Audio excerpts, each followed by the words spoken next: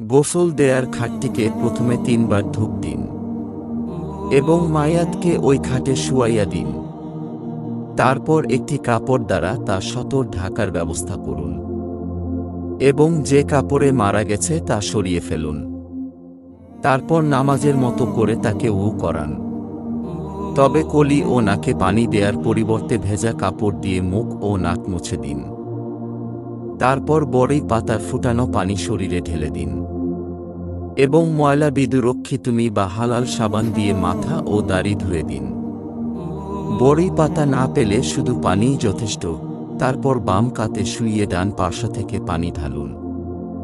পানি যেন নিচ পর্যন্ত পৌঁছে যায়। তারপর ডান কাতে শুইয়ে বাম পার্শ্ব থেকে পানি ঢালুন। পানি যেন নিচ পর্যন্ত পৌঁছে যায়। তারপর মায়াতকে বসার মতো করে আপনার সাথে হেলান দিয়ে রাখুন এবং মায়েতের পেটে কোমলভাবে চাপ দিয়ে মুছে দিন। যদি কোনো নাজাসাত বের হয় তবে তা একটি কাপড় দিয়ে মুছে দিন এবং শুধু ওই জায়গাটুকু ধুয়ে দিন। পুরো গোসল পুনরায় করানোর দরকার নেই। এরপর শুকনো কাপড় দিয়ে শরীর মুছে দিন যেন কাফন ভিজে না যায়। এরপর মাইজেতের মাথায় ও দাড়িতে সুগন্ধি মেখে দিন এবং সেজদার অঙ্গগুলোতে কর্পূর রেখে দিন।